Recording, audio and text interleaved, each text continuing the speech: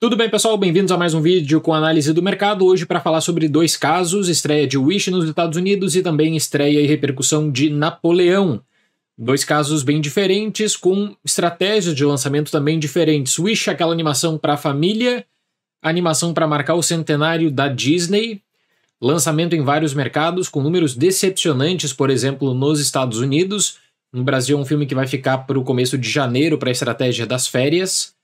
E, por outro lado, Napoleão, que é um filme que gera repercussão, controvérsia, mas que, de todo modo, quando a gente pega para falar sobre o cenário de filmes históricos, eu dizia no começo do ano, 2023 seria o tudo ou nada para filmes históricos. Tivemos Oppenheimer, com uma excelente rodagem nesse ano. Tivemos agora, mais recentemente, Assassinos da Lua das Flores do Scorsese e Napoleão do Ridley Scott, claro, com um cenário que você tem que colocar no contexto. Mas vamos começar com Wish. Quando eu peguei esse número de 31 milhões de dólares, eu realmente fiquei muito impressionado porque está abaixo de qualquer projeção, inclusive daquela projeção pessimista. 31 milhões de dólares para um filme da Disney, uma animação da Disney de 200 milhões de dólares, que comemora o centenário da Disney e lançado em um feriado super disputado e importante, que é o do Dia de Ação de Graças, é um número horrível, gente. É um número muito fraco mesmo. Descontando aqui a questão do cenário internacional, porque o Wish ele tem uma rodagem diferente. Ele foi lançado em 40% dos mercados da Disney nessa última semana, e aí, por exemplo, no caso do Brasil, o lançamento vai ficar para janeiro para explorar aquela janela das férias e se tornar a grande opção familiar entre janeiro e fevereiro. Agora, 31 milhões de dólares para uma animação familiar é muito ruim nesse cenário, porque fica atrás de Napoleão, que é um filme totalmente diferente, que tem inclusive uma rodagem diferente quanto a número de salas nos Estados Unidos, e fica atrás também de Jogos Vorazes, que consegue se manter nos cinemas, como seria a grande opção do mês de novembro. Eu falei isso no vídeo da semana passada.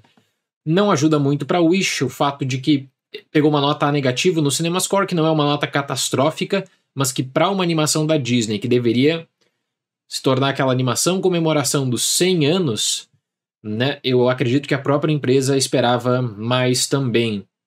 Eu mencionei na minha crítica que na sessão que eu participei, por exemplo, não teve repercussão e você vê que não, as músicas simplesmente em língua inglesa, as músicas são qualquer coisa, né? Então, o cenário de Wish, nós precisamos colocar para discussão aqui com dois outros casos. Ano passado, a Disney teve um dos seus maiores desastres da história com Um Mundo Estranho, nessa linha vermelha aqui, que conseguiu, em 72 dias nos Estados Unidos, 38 milhões de dólares. Vamos arredondar para 38 milhões de dólares. Custo de 135 milhões, marketing praticamente inexistente. Wish vem com um orçamento de 200 milhões de dólares e consegue ter nos 5 dias uma estreia pior do que a de Elementos. Altíssimo custo de produção, e era esperado para Wish, numa janela de 5 dias, um número perto dos 50 milhões de dólares pelo alcance da Disney e pela importância do feriado do Dia de Ação de Graças nos Estados Unidos, como essa grande opção familiar. Então, assim, o cenário de Elementos para a estreia foi uma catástrofe. E o Wish não está longe disso. O Wish tá no mesmo nível, inclusive, porque o diferencial de Elementos é que ele conseguiu contornar essa catástrofe para se consolidar nas bilheterias e virar uma grande opção aí no final do mês de junho para o mês de julho. Fica agosto, fica setembro nos cinemas e consegue um resultado impressionante de recuperação, que eu até considero uma recuperação histórica. Eu não apostaria naquela recuperação de Elementos num cenário bem ruim da Pixar pós-pandemia.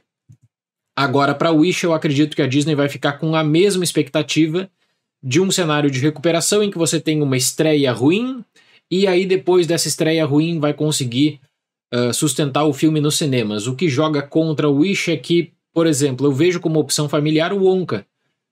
Agora, a curto prazo. Dezembro é um mês que os cinemas dos Estados Unidos eles acabam oferecendo várias opções, entre opções voltadas para a temporada de prêmios, aquelas opções familiares. O Wish precisaria repetir esse fenômeno de Elementos e eu não consigo ver isso a curto prazo. Tá? O cenário internacional é diferente porque a estratégia de Wish é diferente também. É uma estratégia de 40% dos mercados nessa semana final de novembro e aí depois, para os outros mercados, análise da janela de lançamento, e aí eu repito o caso do Brasil, né? Fica para janeiro, que já é comum da Disney fazer isso.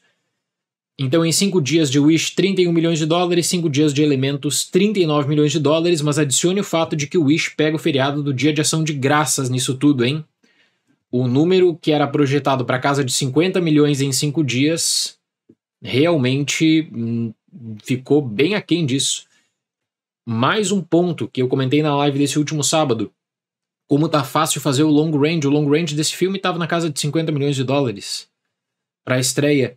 E você não vê a empolgação na estreia. Aliás, Mundo Estranho, ano passado, as pessoas foram descobrir quando a Disney começou a investir nos influenciadores para que os influenciadores fossem convencer as suas bolhas de público, não necessariamente ligados a cinema e entretenimento, a dar uma chance para Mundo Estranho e ninguém foi assistir no cinema.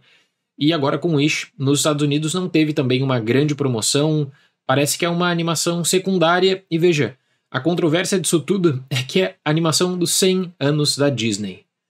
Então o resultado de Wish é muito ruim na estreia. Vamos passar para o caso de Napoleão, e aí Napoleão tem 32 milhões de dólares nos Estados Unidos, 46 milhões de dólares no cenário internacional, para um total de quase 79 milhões de dólares para a estreia. Primeira coisa que eu quero colocar para debate aqui. O ano de 2023 era um ano em que nós já estávamos com uma certa expectativa por conta dos filmes históricos. Os estúdios eles não estavam investindo tanto assim em filmes históricos. 2023 foi importantíssimo por conta desse caso da tela de Oppenheimer, que com os relançamentos com certeza vai chegar à marca simbólica de $1 bilhão de bilheteria a longo prazo. Quando Oppenheimer for relançado, vai existir o interesse novamente. Oppenheimer é um marco para o cinema em 2023 pela repercussão, pelo trabalho técnico do Nolan. E veja, no começo do ano, quando eu falava do tudo ou nada para filmes históricos, se o Nolan, com todo o contrato que ele conseguiu fazer com a Universal, não tivesse um bom resultado com Oppenheimer, quem iria conseguir fazer um bom filme histórico de projeção? O Nolan conseguiu, né? O Nolan conseguiu um resultado espetacular no cenário do Barbenheimer, em um cenário complicado em que dizia-se, o Nolan tá arriscando também, vai perder salas para o Tom Cruise. Na verdade, quem perdeu salas foi Missão Impossível, nesse cenário de Barbie e Oppenheimer, naquele mês histórico, né? Do cinema de julho de 2023, que vai ficar marcado esse período sem sombra de dúvidas. Então Oppenheimer tem uma rodagem excepcional. Napoleão é um filme que eu publiquei a crítica, é um filme que eu discuto muito a questão da história e vai ter um vídeo complementar para falar sobre a questão da história de Napoleão e o argumento que eu considero super frágil do Ridley Scott, no geral sobre a controvérsia dele com os historiadores, mas assim, para um cenário de filmes históricos, esse resultado é importante. É um filme que tem parceria da Sony e que não chegaria nos cinemas. Tem um corte de 2h30 para entrar nos cinemas e depois o corte maior de 4 horas vai para o streaming. Nota no CinemaScore bem negativo, que não é uma grande nota, até pela... Aqui você pode discutir sobre o viés histórico, a abordagem da própria narrativa, alguma possível decepção, tem a grandeza dos cenários, é um filme que ele tem uma paleta de cores que gera também uma certa controvérsia na esquematização, né? Calor e inverno especialmente, como de certo modo Ridley Scott e a equipe acabaram adotando esse teor cinzento também para lidar com boa parte de Napoleão, mas a nota bem negativa para um filme histórico não surpreende também. Não é uma nota boa de todo modo. Napoleão, e aqui eu coloco para comparação só para ter uma ideia, com outro filme histórico do Ridley Scott, 2021, Último Duelo, 10 milhões de dólares de arrecadação de bilheteria nos Estados Unidos, um investimento de 100 milhões de dólares. Napoleão tem um investimento de 200 milhões de dólares, só que aí é o mesmo caso de Assassinos da Lua das Flores do Scorsese. Se você pegar esse número aqui e falar, olha, o filme do Scorsese arrecadou 147 milhões de dólares para um orçamento de 200 é um fracasso. Gente, você acha que a Apple, a divisão, quem está controlando a divisão de filmes da Apple, iria investir 200 milhões de dólares em um filme de mais de 3 horas de duração, querendo o resultado de bilheteria, a estratégia atual da Apple é uma estratégia de consolidação da marca no mercado, em que ela está trazendo grandes nomes do cinema, Scorsese, Ridley Scott, consolidando esse grande orçamento. Veja, Oppenheimer é um filme de um pouquinho mais de 100 milhões de dólares.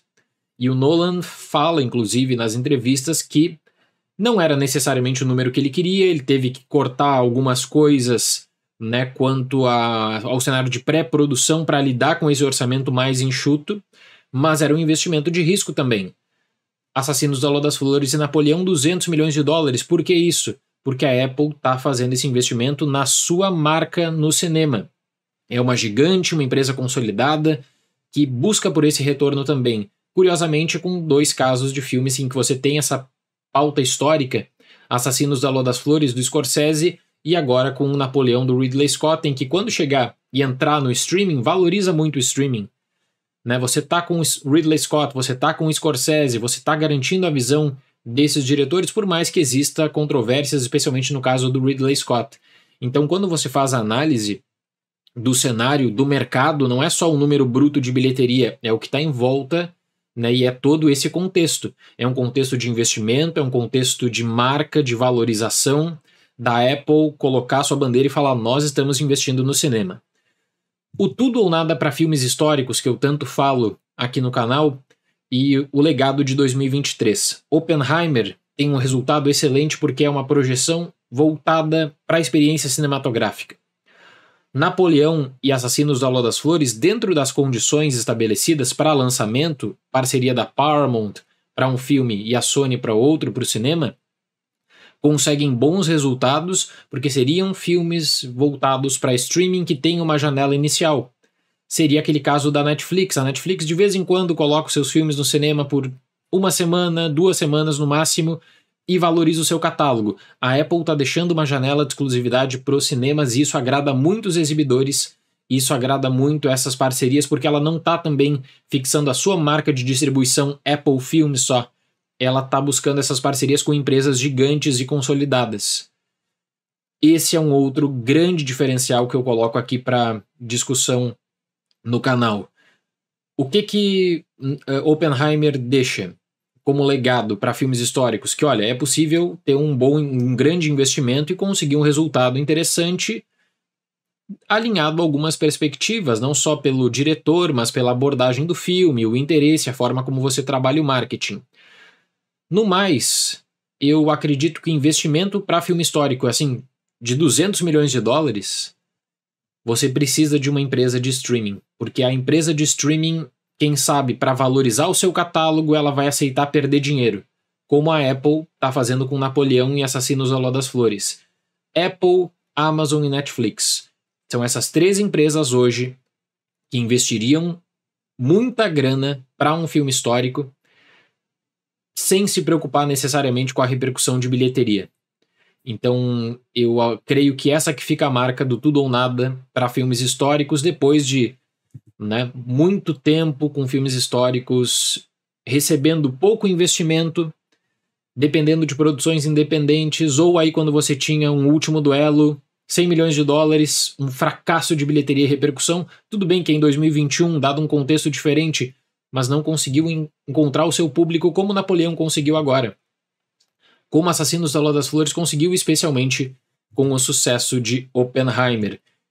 2 perguntas, então, para discussão. Se o Wish vai conseguir, para fechar esse vídeo, emular a reviravolta de elementos nas bilheterias, e se nós teremos, a partir de agora, uma nova onda de filmes históricos, quem sabe sustentados pelos streamings, ou inspirados no sucesso de Oppenheimer também. Eu torço por isso. Eu torço por isso porque os filmes históricos eles acabaram ficando em segundo plano nos últimos anos na indústria cinematográfica. Certo, pessoal? Muito obrigado pela atenção, até mais e tchau!